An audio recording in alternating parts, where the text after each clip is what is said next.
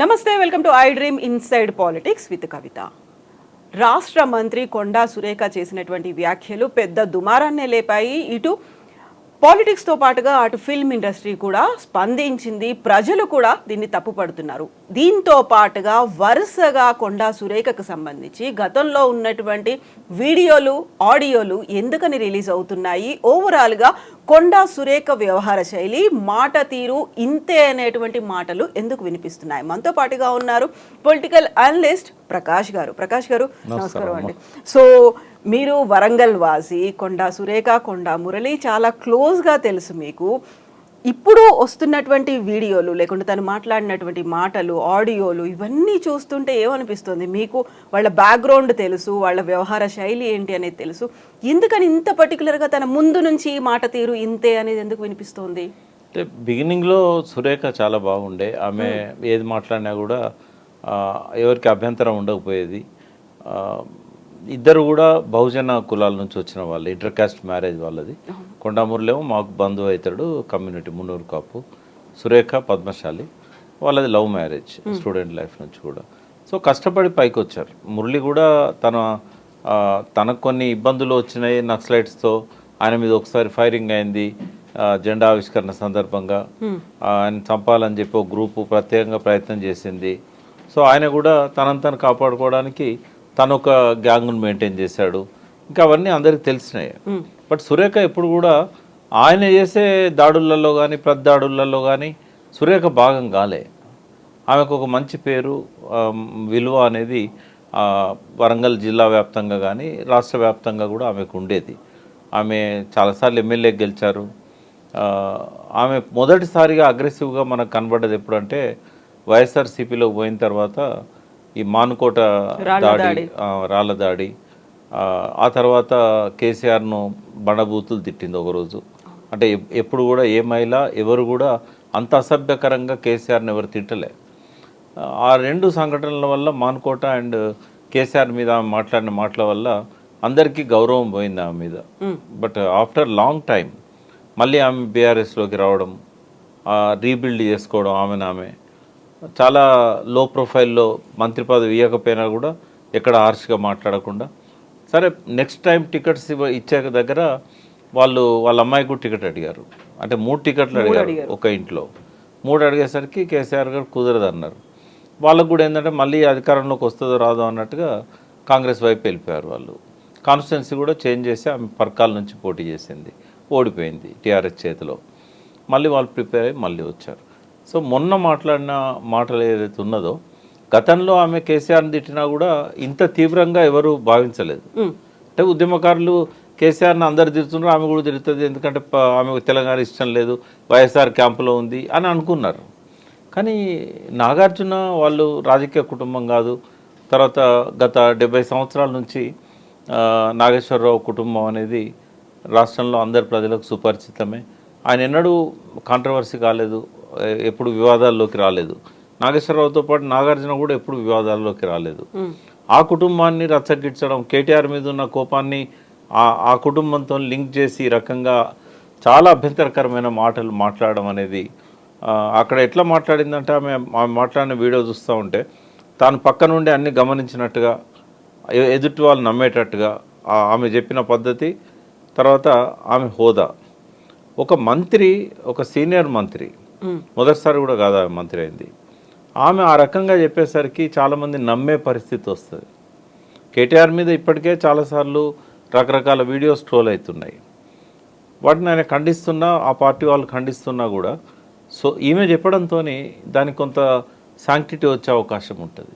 అంటే ఒక బాధ్యతాయుత స్థానాల్లో రాజ్యాంగం మీద ప్రమాణం స్వీకారం చేసి మంత్రి పదవి తీసుకొని గవర్నర్ చేతుల మీదుగా ఈ రకంగా మాట్లాడడం అనేది నాకు తెలిసి ఈమె మొదటి వ్యక్తి అని నేను అనుకుంటున్నా. అంటే రాజకీయ నాయకులు బూతులు మాట్లాడడం కొత్త కాదు, దాడులు చేయడం కొత్త కాదు.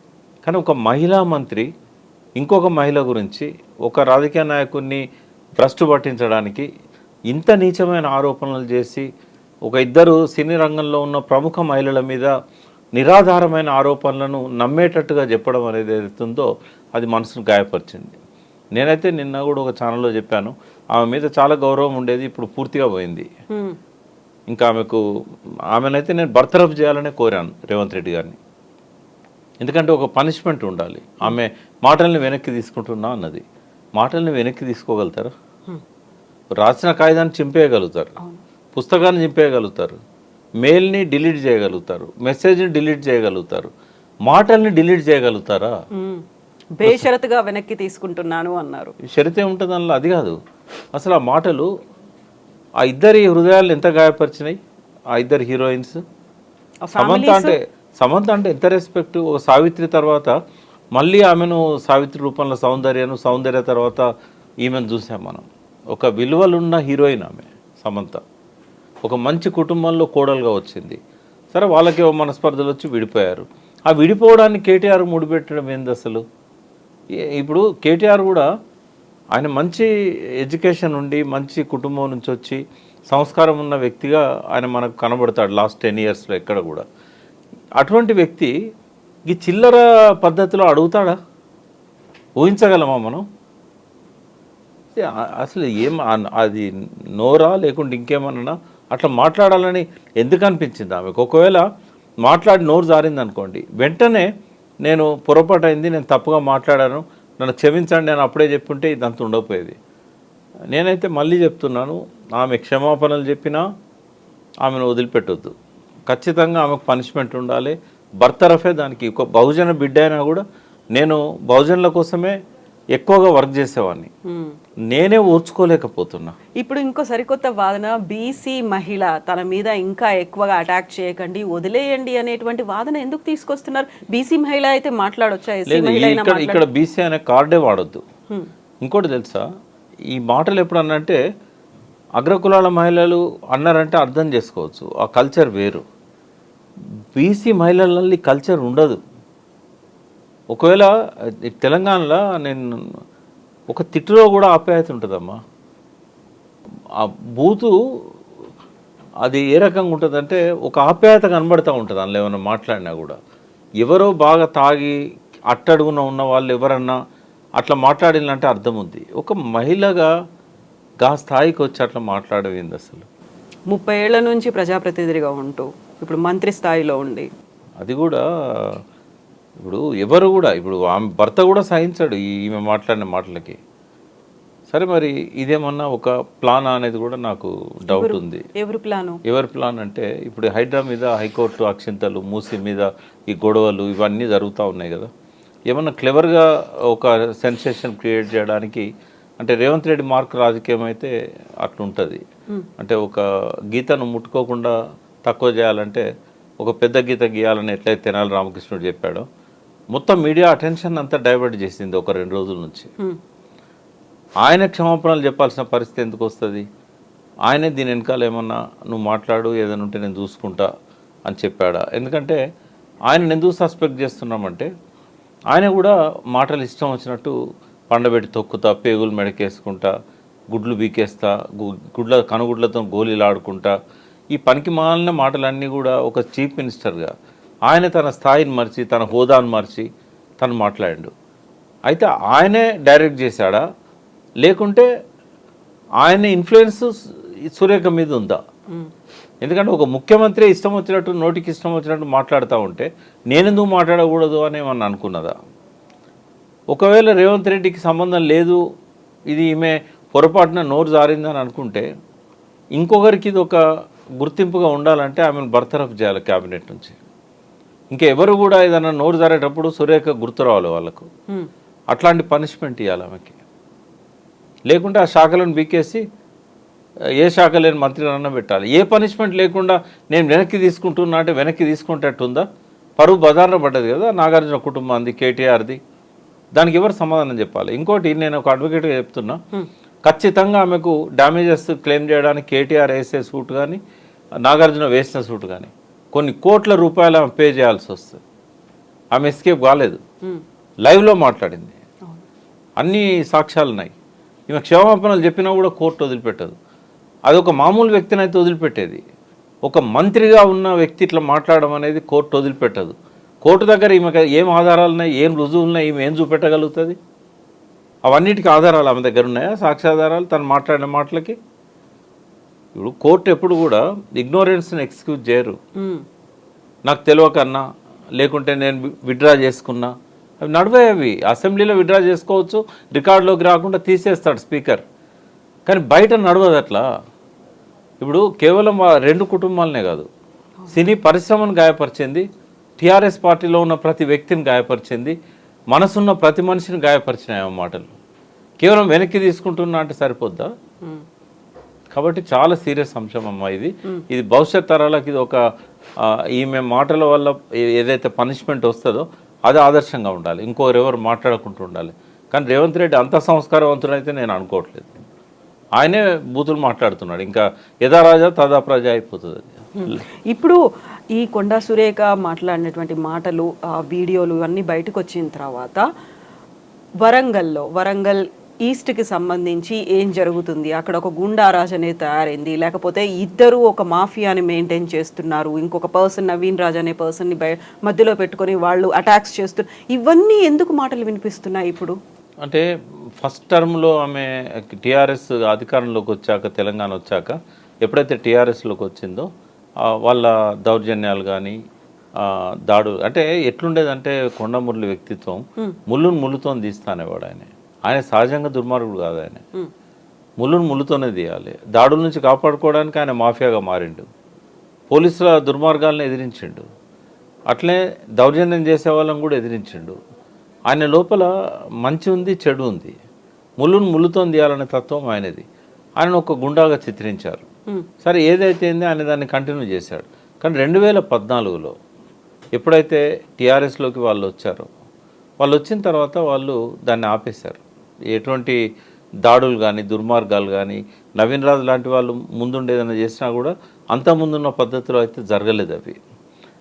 ఒక పెద్ద మనిషిగా ఉండేవాడు. ఇప్పుడు నేను కూడా ఒకసారి పోయినాను ఆయన దగ్గరికి, మ్యాట్రిమోనియల్ ఇష్యూ, అది డైవోర్స్ సంబంధించింది.